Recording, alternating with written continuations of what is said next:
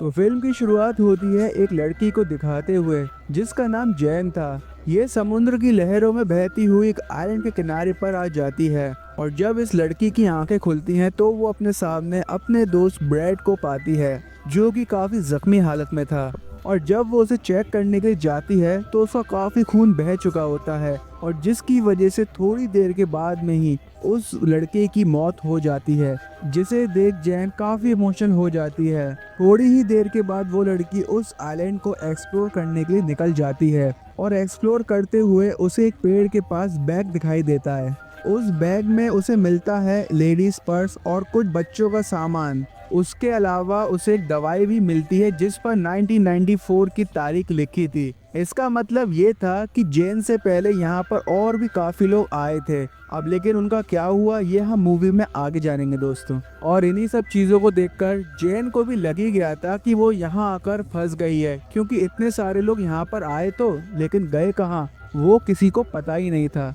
जैन जब वापस किनारे पर आ रही होती है तो उसे एक बड़ा सा खोखला पेड़ दिखाई देता है, जिसे देखकर वो सोचती है कि मैं रात में इसी खोखले पेड़ में ही अपनी रात बिताऊंगी। और इसी तरह जैन वहाँ पर अपनी पहली रात बिताती है।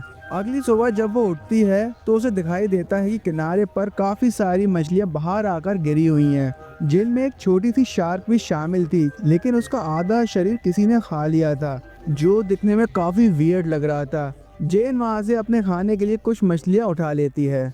अब थोड़ी देर के बाद जैन की नज़र एक जगह पर पड़ती है जहां पर उसे 3 ग्रेव बनी हुई दिखती हैं। ये देखकर जैन फैसला करती है कि वो अपने दोस्त ब्रैड की भी एक कबर खोद दे और उसे दफना दे, क्योंकि अब ब्रैड की भी बॉडी डिकम्पोज होना स्टार्ट हो गई थी। अब अगले दिन जब जैन आइलैंड पर घूम रही होती है तब उसकी नज़र अचानक से ब्रैड की डेड बॉडी पर पड़ती है, जिससे किसी ने आधा खा लिया था। ये देखकर जैन काफी घबरा जाती है। उसे समझ नहीं आता आखिरकार ये किसी ने किया क्यों, क्योंकि उस वक्त वहाँ पर कोई भी नहीं था। अब यहाँ पर वो ये सोचती है कि शायद किसी जानवर ने इसकी बॉडी को निकालकर खा लिया हो, इसलिए वो एक लकड़ी को नुकीला बनाकर अपने लिए हथियार तैयार कर लेती है और आइलैंड के किनारे पर बैठकर उस जानवर के आने का इंतजार करती है ताकि वो उससे अपने दोस्त का बदला ले सके।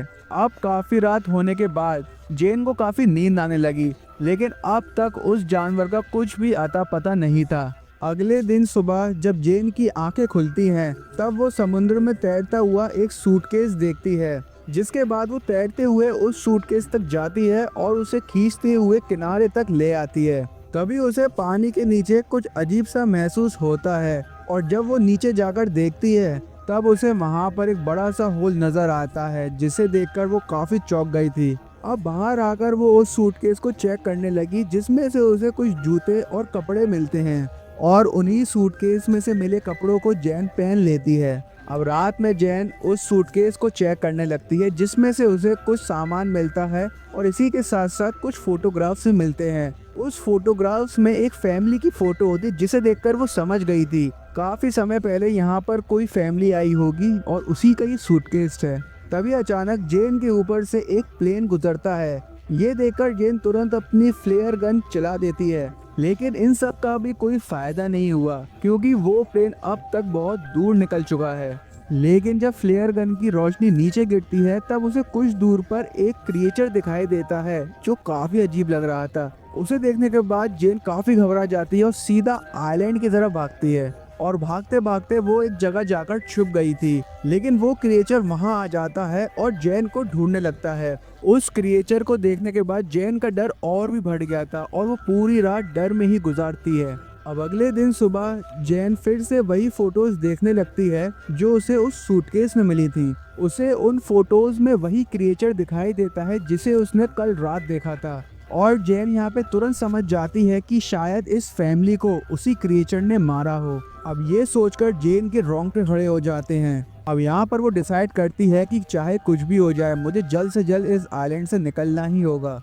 वो उस सूटकेस को खोलकर उसमें अपनी लाइफ जैकेट रख देती है ताकि वो उसके सहारे से तैरकर यहाँ से दूर जा सके। लेकिन जब वो उसमें बैठती है और कुछ दूर तक जाती है तो वो सूटकेस पूरा पलट जाता है और यहीं पर जैन का प्लान भी नाकाम हो गया था।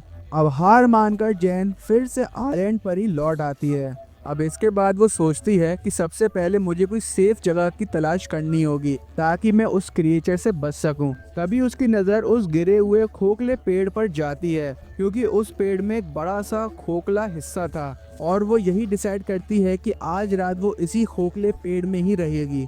अब रात हो जाती है और वो क्रिएचर भी बाहर आ जाता है, और बाहर आते ही उसे जल्दी से पता चल गया था कि जेन कहाँ पर छुपी हुई है। जिसके बाद वो उस पेड़ को तोड़ने की पूरी कोशिश करता है, लेकिन काफी देर कोशिश करने के बाद वो क्रिएचर नाकाम हो जाता है, जिसके बाद वो यहाँ से चला गया था। अब अगली सुबह जब जेन उस पेड़ से बाहर निकलती है तो वो काफी शॉक्ड रह जाती है, क्योंकि कल रात उस क्रिएचर ने उस पेड़ पर काफी सारे वार किए थे, लेकिन पता नहीं किसी वजह से वो इस पेड़ को तोड़ने में नाकाम रहा, और इसी के चलते अब वो पेड़ काफी कमजोर हो चुका था। तो इसलिए वो लड़की उससे बचने के लिए एक नया प्लान बनाती है, जिसमें वो समुंदर से कुछ बड़ी मछलियां पकड़ती है और उन्हें आसपास के पेड़ों पर टांग देती है। जेन का इरादा यहाँ पे ये था कि जब रात में वो क्रिएचर आएगा तो इन मछलियों को खाकर वापस चला जाए, ना कि उसके पीछे आए। जब सुबह होती है तो जेन देखती है कि उसका प्लान एकदम सक्सेसफुल रहा।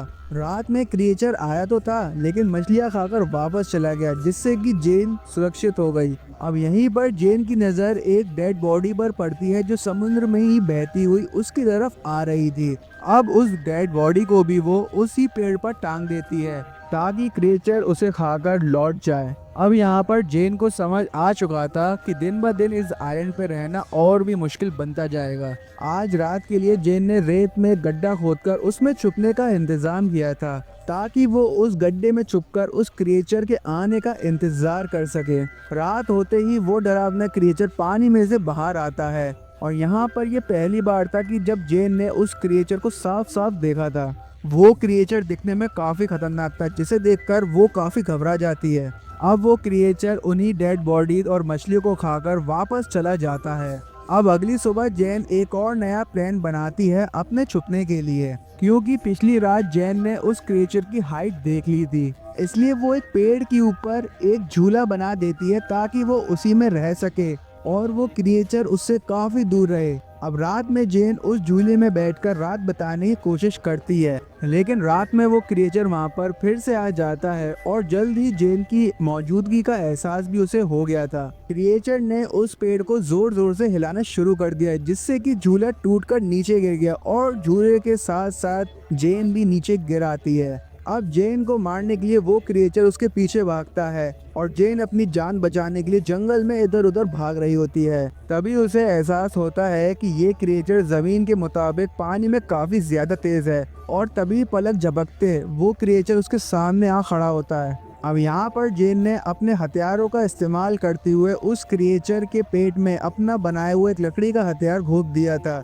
जिसके बाद क्रिएचर को और भी गुस्सा आ जाता है और वो जेन को पानी में उठाकर फेंक देता है। अब जैसे तैसे करके जेन वहाँ से बाहर आ जाती है और एक पेड़ में जाकर छुप जाती है। अगली सुबह जब जेन की आंखें खुलती हैं तो वो देखती है कि उसका पैर बहुत ही बुरी तरह से जख्मी हो चुका है, और बाद में वो खुद को साफ करने के लिए समुद्र में चली जाती है। जब वो नहा रही होती है तभी उसकी नज़र एक राफ्ट पर पड़ती है जो उससे काफ़ी दूरी पर थी, और उसी राफ्ट में उसके दो दोस्त मौजूद होते हैं, लूकस और मिया। अब वो किसी तरह से बचते बचाते यहाँ तक पहुँच गए थे। उन्हें देखकर जेन भी काफ़ी खुश हो जाती है, आखिरकार कोई तो है उसके सपोर्ट के लिए। अब इसके बाद वो लोग भी इस आइलैंड पर आ जाते हैं। यहाँ पर जेन उन्हें कुछ मछलियाँ खिलाती है और बाद में उस क्रिएचर के बारे में बताना शुरू करती है। अब वो उनसे कहती है कि हमें जल्द से जल्द इस आइलैंड से बाहर निकलना चाहिए, क्योंकि वो पिछले 7 दिनों से इस आइलैंड पर फंसी हुई है। लेकिन लूकस और मिया इसकी बातों से इनकार कर देते हैं